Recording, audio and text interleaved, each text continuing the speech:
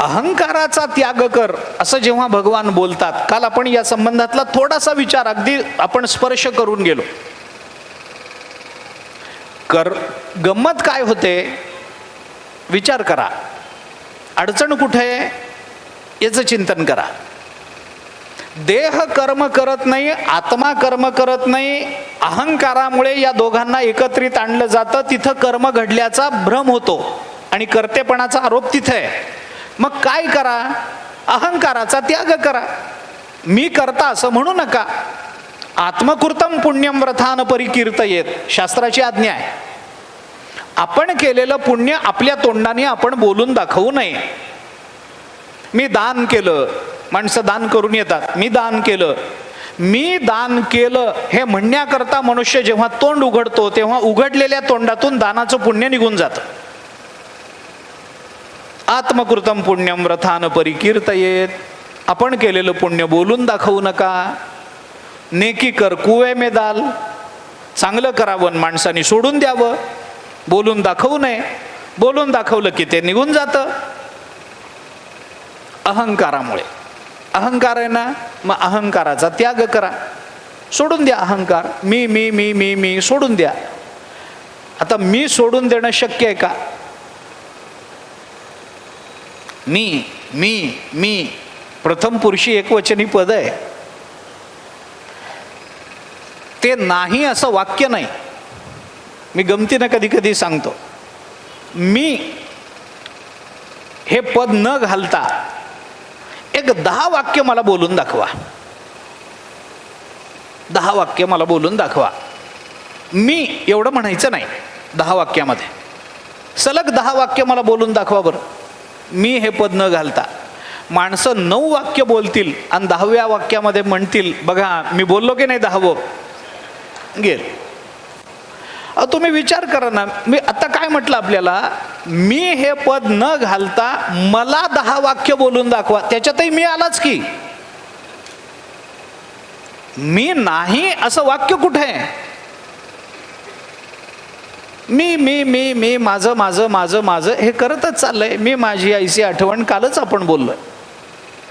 मी माझे कल्पनेने कैसा झालोसे पांगुळ, कितीतरी प्रमाण. मी आणि माझं या 2 गोष्टी एकाला लागून एक असतात. याच्यातल्या पहिल्यांदा मी सोडला पाहिजे, मग माझं सोडलं पाहिजे. कर्तृत्वाचा मद आणि कर्मफलाचा आस्वाद. कर्तृत्व हे नेहमी क्रियेच्या आश्रयाने राहतं. कर्तृत्वाचा अहंकार हा नेहमी क्रियेच्या आश्रयाने राहतो आणि आसक्ती ही नेहमी फलाच्या आश्रयाने राहत असते. आसक्ती कधीही कर्तृत्वाच्या किंवा कर्माच्या आश्रयाने राहत नाही आणि अहंकार हा कधीही फलाच्या आश्रयाने राहत नाही. अहंकार राहील तर तो कर्तृत्वाच्याच आश्रयाने राहील आणि आसक्ती राहील तर ती फलाच्याच आश्रयाने राहील. कर्तृत्वाचं आसक्ती कधी नसते आणि फलाचा अहंकार कधी नसतो. अहंकार असेल तर मीच्या संबंधानं असेल. मग हा मी सोडून द्या, अहंकार सोडून द्या. अहंकार सुटला की काय होईल? धोका सांगतोय मी याच्यातला, कर्मविपाकातला हा धोका म्हणून मी आपल्याला सांगतो. अहंकार सुटला की काय होईल? जो अहंकार देह आणि आत्मा यांना विनाकारण एकत्रित आणतोय, तो अहंकार जर सुटला तर देह आणि आत्मा वेगळे होतील. आत्मा आत्मयाच्या ठाई देखिजे देहीचा धर्मो देही, ऐसे देखणे ते पाही आना हाती. होईल की नाही? उत्क्रामंतम स्थितम वापे भुंजानम वा गुणान्वितम विमूढा नानुपश्यन्ति पश्यन्ति ज्ञानचक्षुषा. या श्लोकाच्या खाली 15वा अध्याय भगवान काय बोलतात वाचा ज्ञानेश्वरीमध्ये. सगळाच विचार महत्वाचा आहे.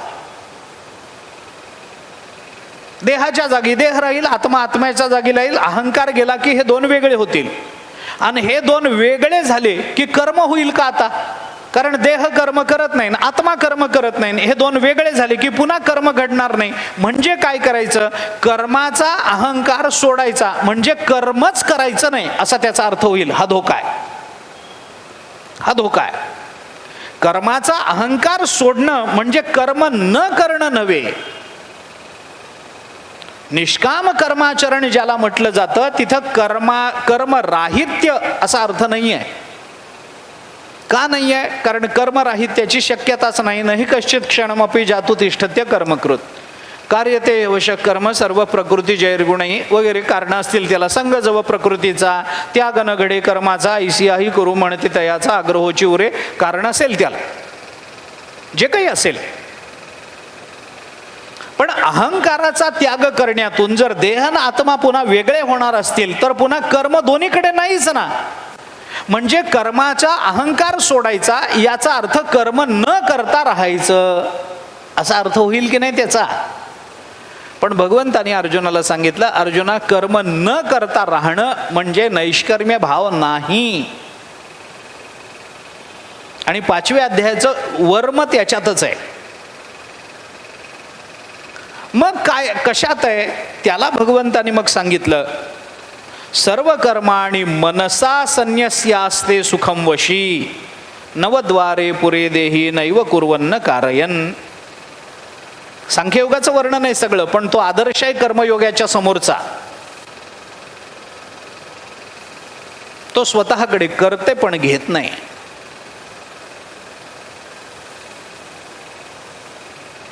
मी करणारा आहे असं तो म्हणत नाही.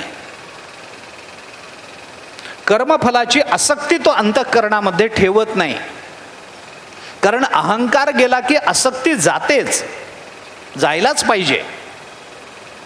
मी कर्म करतो असं जेव्हा मी म्हणतो तेव्हाच त्याच कर्माच्या संबंधानं फलाची आसक्ती निर्माण होते. मी जे करतच नाही त्याचं फल मी माझ्याकडे घेऊ कशाला. अहो साधा विचार आपण करा. जिने स्वयंपाक केलेला असतो ती 100दा विचारते कसा झालाय, कसा झालाय, मीठ बरोबर आहे का, तिखट बरोबर आहे का, हे बरोबर पडलं का, ते बरोबर पडलं का, मसाला बरोबर पडला का. हे विचारणारी कोण आहे? जी स्वयंपाक करते ती. जी हातच लावत नाही ती येऊन विचारेल का कसं झालंय हो, कसा झालाय. आणि जिने केलेला असेल ती गप्प बसेल का? ते म्हणतील तुला काय करायचंय ग, केलाय मी आणि तू कशाला चौकशा करते, म्हणेल की नाही. फलाची स्वयंपाक चांगला झाला असं म्हणण्याची अपेक्षा कोण ठेवतं? जी स्वयंपाक करते ती.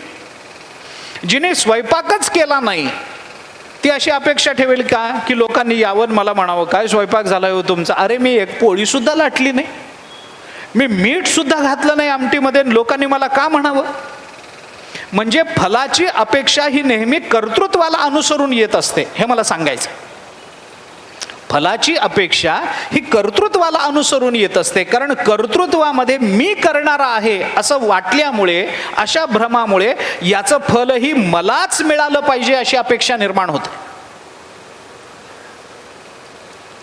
आणि म्हणून ज्ञानेश्वर महाराजांनी फार खुबीनं आपल्याला हे सांगितलंय, कर्तृत्वाचा मधु आणि कर्मफलाचा आस्वादू या दोहीचाही नाव बंधू कर्माचा. कर्माचं बंधन एवढं दोनच आहेत. मग अहंकारादी संबंध हा यावत देहेंद्रियसह. रामचंद्र प्रभू तारेला बोलले, जोपर्यंत देह इंद्रिय यांच्याबरोबर अहंकाराचा संबंध आहे तावत संसारस्तावदेवस्या, तोपर्यंतच संसार आहे. कुणाला आहे? आत्मनस्तु अविवेकिनः, जो आत्म्याच्या बाबतीत अविवेकी आहे अशा माणसाला तोपर्यंतच संसार आहे जोपर्यंत त्याच्या अहंकाराचा त्याच्या देह आणि इंद्रियाशी संबंध आहे तोपर्यंत. याच्यातला सगळ्यात महत्वाचा शब्द कोणता आहे? आत्मनस्तु अविवेकिनः. तुम्ही आम्ही देह धारण करून आलो, आमचाही देहाचा संबंध आम्ही स्वीकारतोय नाही असं नाही आहे. कारण आमच्या ठिकाणी अविवेक आहे, आम्हाला निवडता येत नाही, वेगळं करता येत नाही. आमची अडचण ही आहे, आत्मा आत्मयाच्या ठाई देखी जे देहीचा धर्म देही आम्हाला करता येत नाही. आमचं कसं चाललंय, तो जन्माला आला की आत्मा जन्माला आला, तो मेला की आत्मा गेला असं आपण म्हणतो.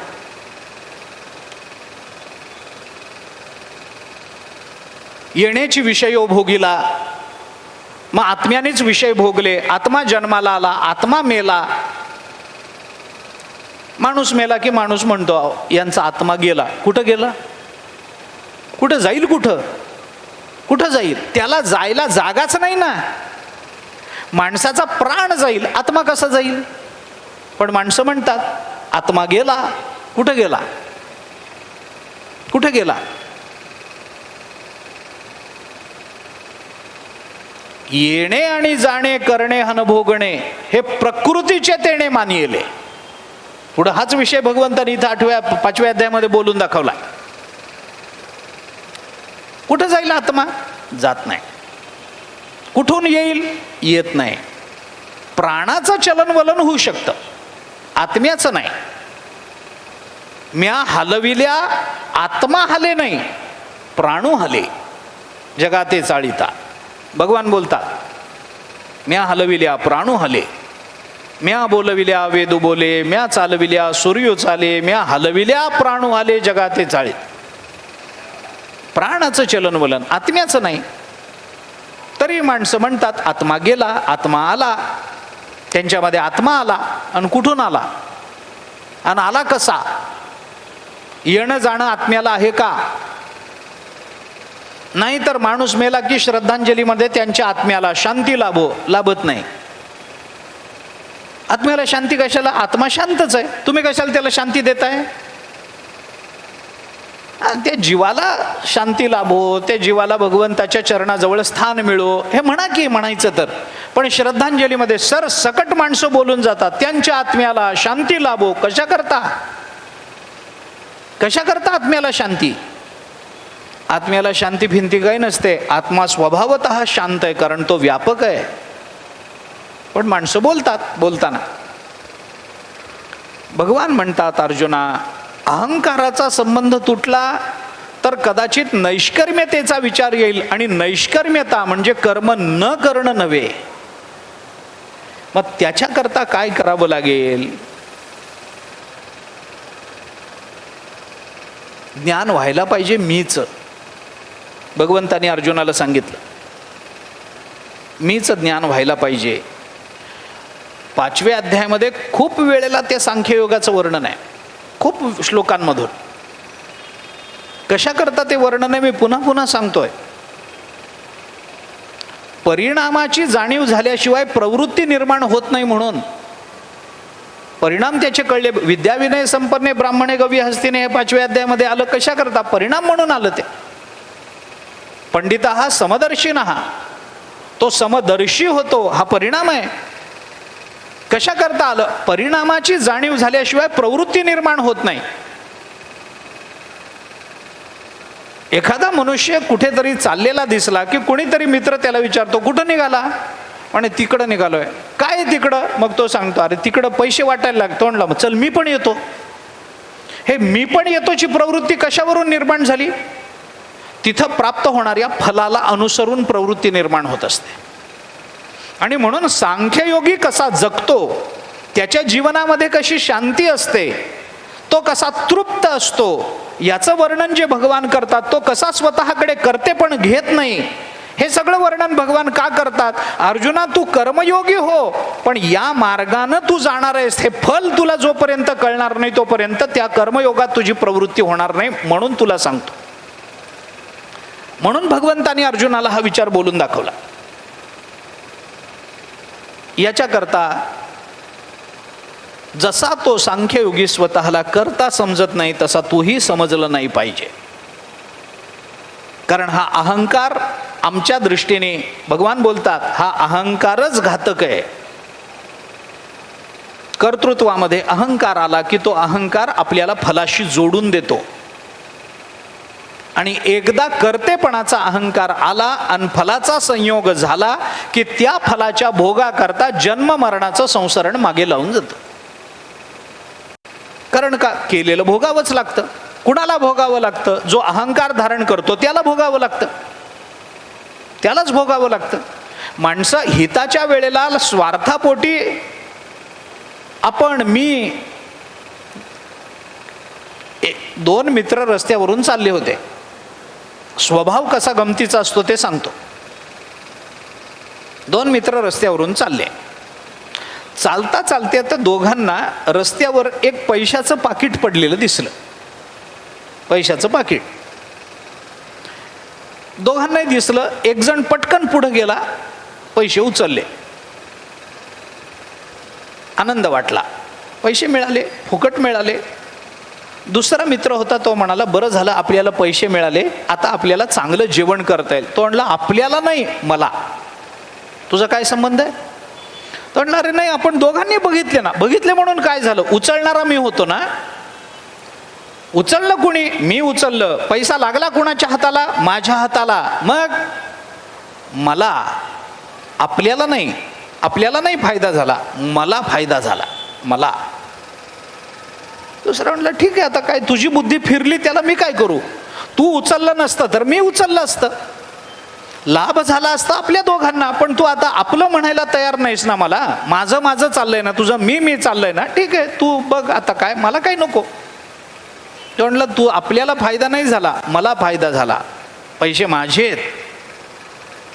त्या दोघांचं असं बोलणं चालू असताना ज्याचं पाकिट हरवलं होतं तो एका पोलिसाला घेऊन समोरून येताना दिसला. आणि दिसल्याबरोबर ज्याला ते पाकिट सापडलं होतं तो आता म्हणायला लागला आता पोलीस आले, आपलं कसं होईल? तो म्हणला आता आपलं नाही, आता तुझं. काय होईल ते तुझं होईल.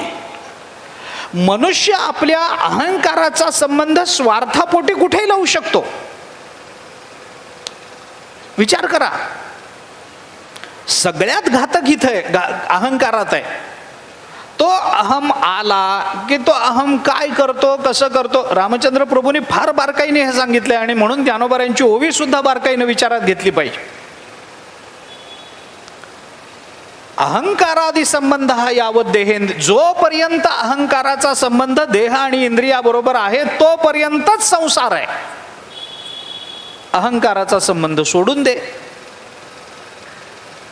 मी करणारा आहे हा अहंकार जेव्हा माझ्या कर्तृत्वाच्या निमित्तानं माझ्या अंतःकरणामध्ये प्रवेश करतो त्यावेळेला तो अहंकार केलेल्या कर्माची फल भोगण्याकरता जन्म मरणाचं संसरण मागे लावून देतो. मग जोपर्यंत त्या कर्माचं फल मिळत नाही तोपर्यंत आम्हाला जन्माला यावं लागणार आहे. मग ते कधी मिळेल ते आम्हाला माहिती नाही. आम्ही केलेल्या कर्माचं फल याच जन्मी मिळणार आहे का पुढच्या जन्मी मिळणार आहे का अजून 10 जन्मानंतर मिळणार आहे का अजून 50 जन्मानंतर मिळणार आहे, आम्ही त्याचा निवाडा करू शकत नाही. आणि जर त्या कर्माचं फल 50 जन्मानंतर असेल तर आम्हाला 50 वेळेला जन्म मरणाच्या संसरणात अडकावं लागेल. हा अहंकाराचा परिणाम आहे. विचार करा. बर, कर्म तर मी केलंय म्हटल्यानंतर मला भोगावं तर लागेल. अवश्यमेव भोक्तव्यम कृतम कार्य शुभाशुभम ना भुक्तम क्षीयते कर्म कल्पकोटी शतैरपी. बर, ते चुकलं कुणालाच नाही म्हणून अवश्यम भावी भावानाम प्रतिकारो भवेद यदि तदा दुःखैर न लिप्येरन नल राम युधिष्ठिरा. नलाला चुकलं ना, रामाला चुकलं ना, युधिष्ठिराला चुकलं. याच्यातलं कोणी सामान्य नाही.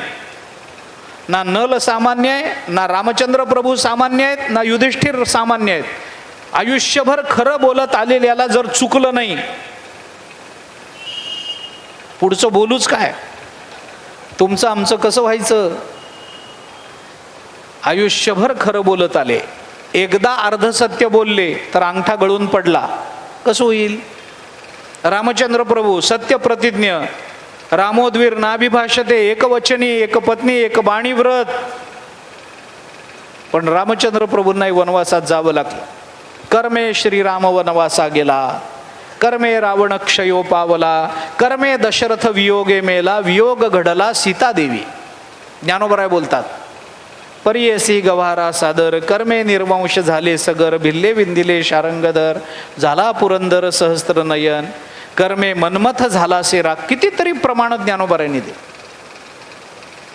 मग किती पळसी कर्मा भेण, कर्माला भिवून किती वर्ष पळायचं? कारण हे कर्म आम्हाला जन्म मरणाचं संसरण मागे लावून देतं. आम्हाला तेवढं काळ पुन्हा जन्माला यावं लागेल. आगा कर्मी जै उरावे तैती ही सुख दुःखी फळावे, तया ते भोगावया यावे देहा एका. चालूच आहे. जन्म मरण हे संसरण लागणं याच्यात अहंकाराचा विचार पूर्णतेनं नाही आहे. आता आता हे जे रामचंद्र प्रभू जे बोललेत ना, आणि ज्ञानोबारायांच्या वचनाशी मला त्याचा जो समन्वय करायचा आहे ना, तो अजून थोडा पुढे. अहंकाराने आम्हाला फक्त कर्तृत्वाचा मद निर्माण होतो आणि कर्मफलासक्ती निर्माण होते आणि जन्ममरण लागतं, एवढ्यातच अहंकार संपत नाही. या अहंकाराचा दुसरा एक त्याच्यापेक्षा मोठा परिणाम आपल्या जीवनावर होतो. या अहंकारामुळे कर्तृत्वाचा जो मद निर्माण झालेला असतो तो इतका तीव्र स्वरूपामध्ये असतो की त्या कर्मातल्या अहंकारामुळे प्राप्त झालेल्या जन्म मरणाला त्याच अहंकाराने आपण सत्य समजायला लागतो. हा त्या अहंकाराचा त्याच्याही पुढचा परिणाम आहे. आणि ज्ञानोबाराय अशा सत्य समजण्याला संसार मानतात. आणि हे संसरण आहे. आम्ही जन्माला येतो आणि मरतो हे महत्व नाही आहे, हा मुद्दा महत्वाचा नाही आहे. जन्माला येणं आणि मरणं हे महत्वाचं नाही आहे. जन्माला येणं आणि मरणं हे सत्य समजणं हा मुद्दा आहे. अगा उपजणे आणि निमणे हे साचची जे का मानणे, तो जीवलोकू मी म्हणे संसारुहन. भगवान बोलतात, अर्जुना मी त्याला संसार म्हणतो, जन्म मरणाला संसार म्हणत नाही. जन्माला येणं आणि मरणं याला सत्य मानणं, याला मी संसार म्हणतो. आणि हे सत्य मानणं या अहंकारामुळे होतं. कारण रामचंद्र प्रभू हे बोलले, अहंकारादि संबंध हा यावत देहेंद्रियसह संसारस्तावदेव स्यात्. तोपर्यंतच संसार आहे. म्हणजे संसार कुठपर्यंत आहे? अहंकार आहे तोपर्यंत संसार आहे. अहंकार आहे तोपर्यंत संसार आहे. म्हणजे काय? म्हणजे अहंकार आमच्या जन्म मरणाच्या संसरणाला आम्हाला सत्य मानायला भाग पडतो, म्हणून तो संसार आहे. आत्मनस्तु अविवेकी नहा. आत्मसंबंधानं ज्यांच्या अंतःकरणामध्ये अविवेक आहे अशा लोकांना तोपर्यंतच संसार आहे जोपर्यंत अहंकाराचा संबंध आहे. आणि जोपर्यंत अविवेक आहे तोपर्यंत अहंकाराचा संबंध राहणारच आहे. तो आपल्याला सोडता येणार नाही, टाकता येणार नाही. याच्याकरता भगवान अर्जुनाला सांगतात, अर्जुना कर्मरहित होणं म्हणजे नैष्कर्म्य भावाला प्राप्त होणं नाही आहे. त्यातला अहंकार गेला पाहिजे, कर्मातला मी गेला पाहिजे.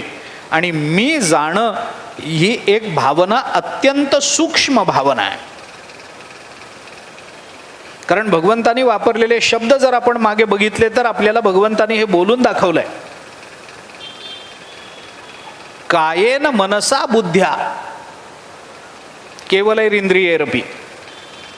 हे केवल जो शब्द भगवंतानी वापरला ना, तो केवल शब्द कशाचा वाचक आहे हेही एकदा बघितलं पाहिजे. हा केवल शब्द सामान्य अर्थाने घेऊ नका.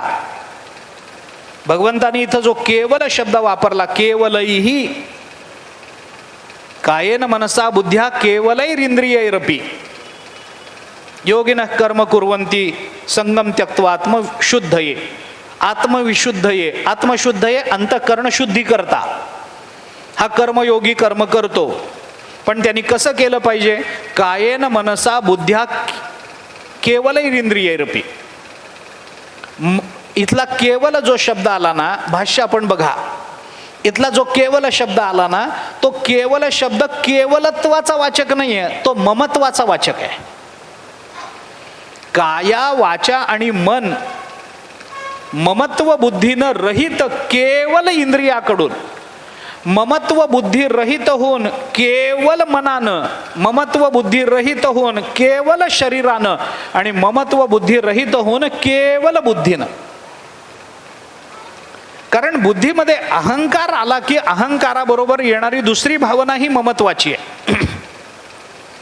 आणि म्हणून भगवान अर्जुनाला सांगतात, निष्काम भावानं, फलासक्ती रहित, अहंकार रहित, ममत्वाचा त्याग करून माणसाने म्हणजे अर्जुना तू कर्म केलं पाहिजेस.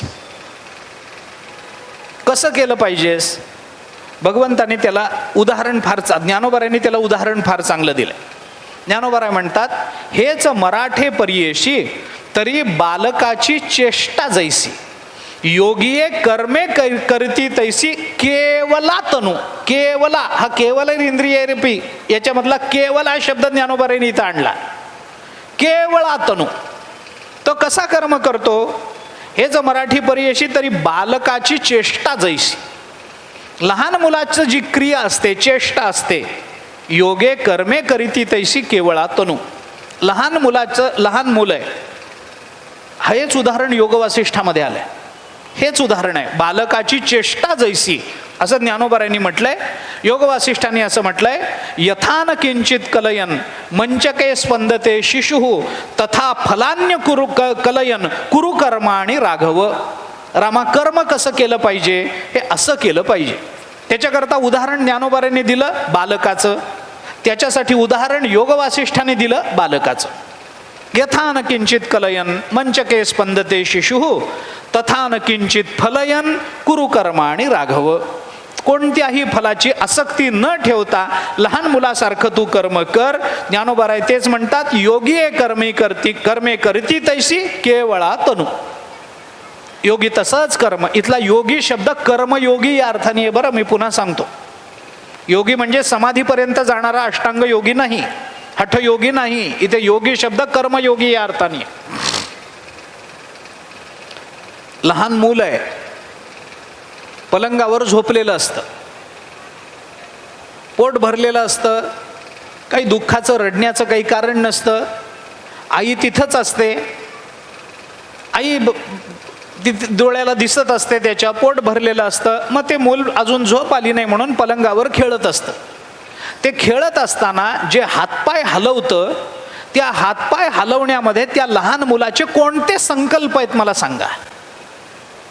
की आपण हात हलवला म्हणजे आई दूध देईल, आपण पाय हलवला म्हणजे वडील धावत येतील, असा काही संकल्प आहे?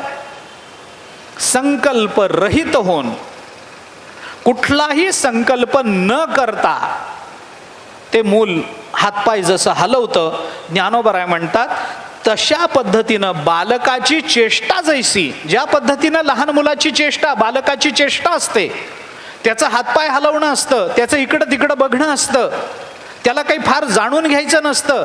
इकडे बघितलं म्हणजे आई दिसेल, तिकडे बघितलं म्हणजे भाऊ दिसेल, असे संकल्प त्याच्या मनात नसतात. निसंकल्प अवस्थेमध्ये ते लहान मूल ज्या पद्धतीनं चेष्टा करतं, योगी के कर्म करीती तैसी केवळा तनू. ज्ञानोबाराय म्हणतात ते योग वासिष्ठांनी सांगितलं, तथा फलान्य कलयन कुरु कर्माणि राघव.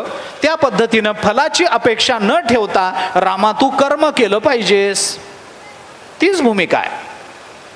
आणि म्हणून आपल्याला कायेन मनसा बुद्ध्या केवलैरिंद्रियैरपि, कायेन केवळा तनू, केवला तनू केवलैरिंद्रियैरपि.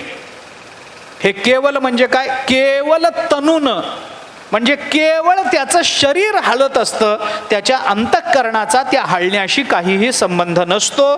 त्या पद्धतीनं आपल्या संकल्पाचा आपल्या कर्माशी संबंध नसला पाहिजे. केवळ शरीर आहे म्हणून आपण कर्म केलं पाहिजे. त्या कर्माच्या मागे कोणतीही फलासक्ती नसली पाहिजे, कोणत्याही फलाचं ममत्व नसलं पाहिजे, कुठलाही अहंकार नसला पाहिजे आणि कोणताही संकल्प नसला पाहिजे. याला केवळा तनू असं ज्ञानोबाराय म्हणतात. तथा फलान्य कलयन, तसा फलांचा बिलकुल विचार न करता तू आपली प्राप्त असणारी कर्म करत जा, असं रामचंद्र प्रभूंना योग वासिष्ठामध्ये वसिष्ठ महामुनी सांगतात. या सगळ्याचा विचार जर आपण केला तर आपल्याला हे लक्षात येईल की अशा पद्धतीनं कर्म करणं, असा कर्मयोग जर तू आचरणात आणशील तर अशा कर्मातून तुला कर्मसन्यासापर्यंत जाता येईल. हे भगवंताने अर्जुनाला सांगितलंय. आणि कर्मसन्यासापर्यंत जायचं असेल तर तुला पहिल्यांदा कर्मयोगी बनलं पाहिजे. आणि म्हणून मी तुला त्याच्याकरता सांगतो की या दोन्हीमध्ये जर महत्त्वाचं काही असेल तर तयोस्तु कर्मसन्यासात कर्मयोगो विशिष्यते. कर्मयोगो कर्मसन्यासात विशिष्यते. कर्मयोग हा कर्मसन्यासापेक्षा आत्ता विशेष आहे हे तुला मानलं पाहिजे. कारण हा जोपर्यंत तू कर्मयोग आचरणात आणत नाहीस तोपर्यंत अंतःकरण शुद्धीद्वारा तुला कर्मसन्यासापर्यंत म्हणजे ज्ञानापर्यंत पोचता येणार नाही. आणि तसं पोचायचं असेल तर हा कर्मयोग तुझ्याकरता विशेष आहे असं भगवान अर्जुनाला बोलले. अजूनही पुढे कर्मयोगाचा काही विशेष आणि कर्मसन्यासाचा काही विशेष भगवंतांनी निष्काम कर्माचरण आणि नैष्कर्म्य योगाचा विचार करत असताना सांगितला. ज्ञानोबारांनी त्याच्याकरता काही उदाहरणांचाही विचार आपल्याला बोलून दाखवला आणि ती उदाहरणं आणि भगवंताचा तो विचार या दोन्ही गोष्टीचा अजून विचार आपल्याला करायचा आहे. तो उद्याच्या शेवटच्या सत्रामध्ये करून आपल्याला या 5व्या अध्यायाची सांगता करायची आहे. तो राहिलेला विचार उद्याला पाहू. आत्तापुरते इथे थांबू. पुंडलिक वरदे हरिविठ्ठल.